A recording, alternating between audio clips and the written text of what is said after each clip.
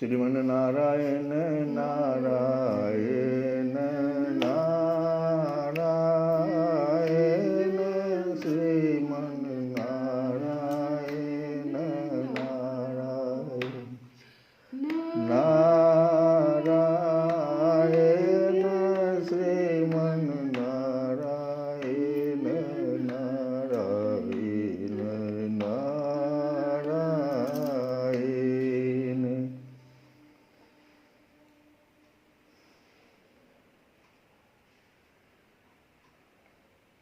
उद्धव जी ने कहा कि मैं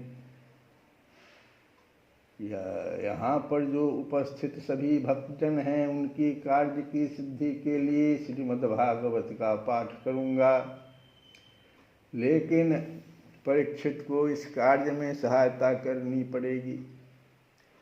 सूत जी कहते हैं, जब ऐसा परीक्षित ने सुना तो उद्धव जी को प्रणाम करके उनसे बोले। परीक्षित ने कहा, हरिदास उद्धव जी, आप निश्चिंत होकर श्रीमद्भागवत कथा का कीर्तन करें और इस कार्य में मुझे जिस प्रकार की सहायता करनी आवश्यक हो उसके लिए आज्ञा दे। फिर सूत जी कहते हैं, परीक्षित का यह वचन सुनकर उद्धव जी मन ही मन बहुत प्रसन्न हुए और बोले कि राजन, भगवान श्री कृष्ण ने जब से इस पृथ्वी तल का परित्याग कर दिया है तब से यहाँ अत्यंत बलवान कलयुग का प्रभुत्व हो गया है। जिस समय यह शुभ अनुष्ठान यहाँ आरंभ हो जाएगा, बलवान कलयुग अवश्य ही इसमें बहुत बड़ा विघ्न डालेगा। इसलिए तुम दिग्विजय के लिए जाओ और कलयुग को जीतकर अपने वश में करो।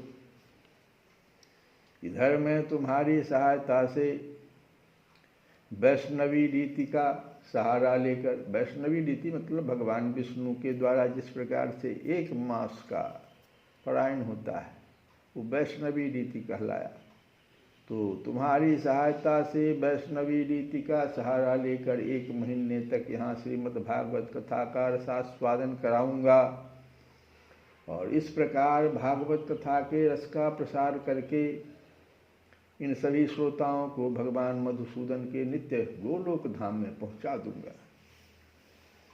सूत जी कहते हैं, उद्धव जी की बात सुनकर राजा परीक्षित पहले तो कलयुग पर विजय पाने के विचार से बड़े ही प्रसन्न हुए, परंतु पीछे यह सोचकर कि मुझे भागवत कथा के श्रवण से वंचित ही रहना पड़ेगा, चिंता से व्याकुल हो उठे।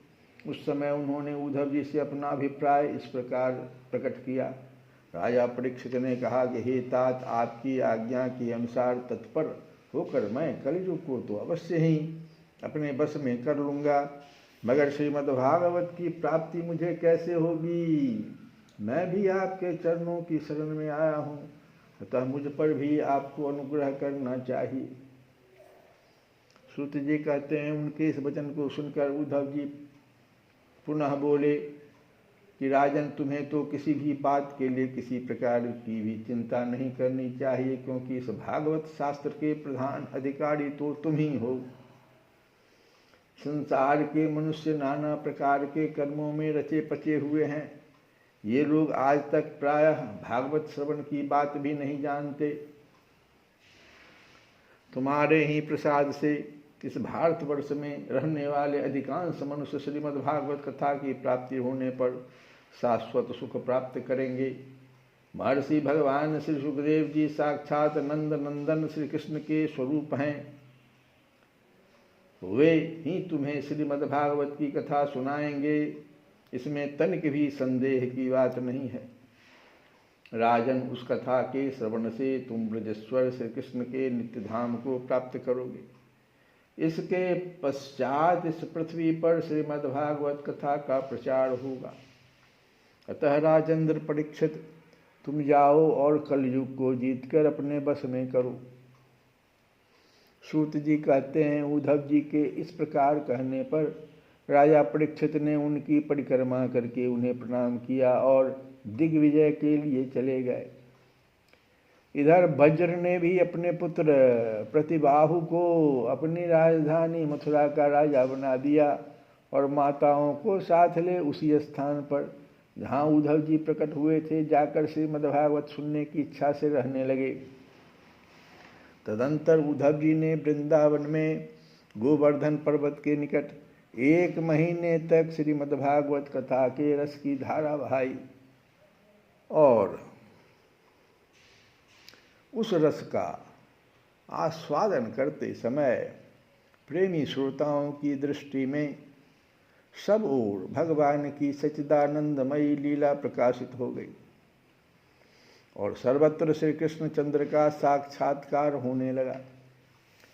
उस समय सभी श्रोताओं ने अपने को भगवान के स्वरूप में स्थित देखा।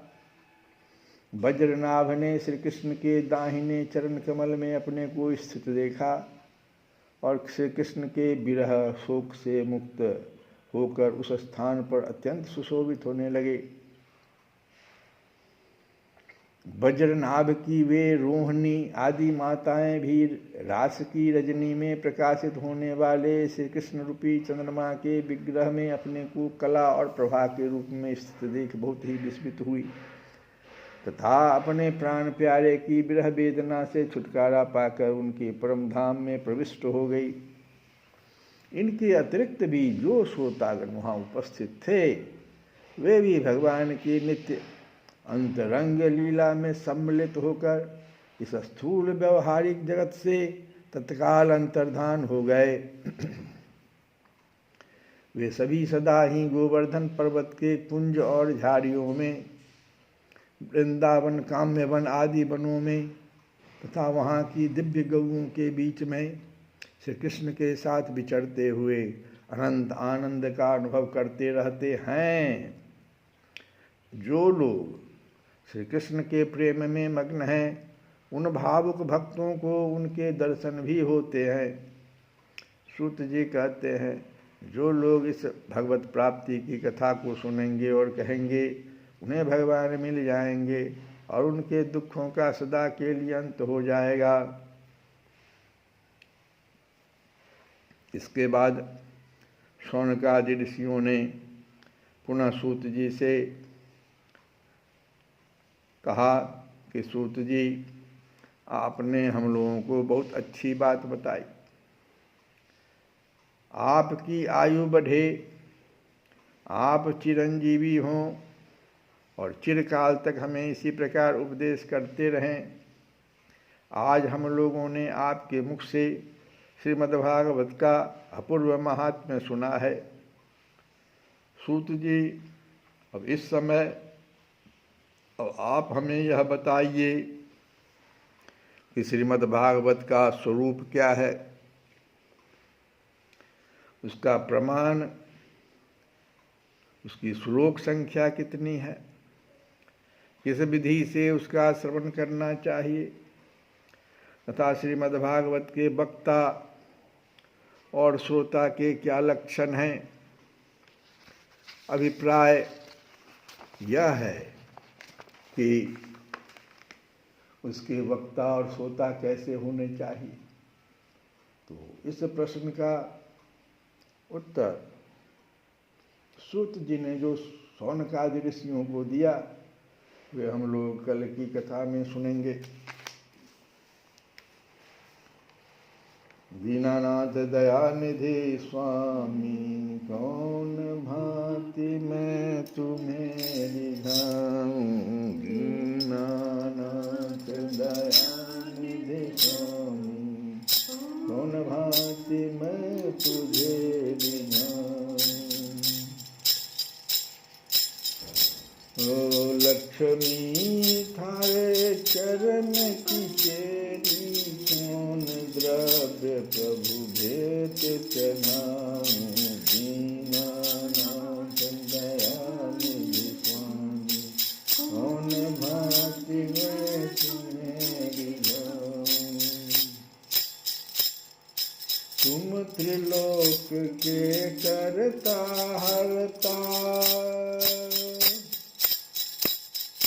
तुम त्रिलोक के करता हरता, तुम्हें छोड़ प्रभु कौन बजाऊं। सूर श्याम प्रभु विपद विदारण, मन वांछित प्रभु तुम्हि के पाऊं। दीनानाथ दयानिधि स्वामी, नमामि तुम्हें दिखाऊं। श्री गंगा चरणों से निकली सची नील कहाँ से लाऊं। श्री कृष्ण गोविंद हरे मुरारे, हे नाथ नाम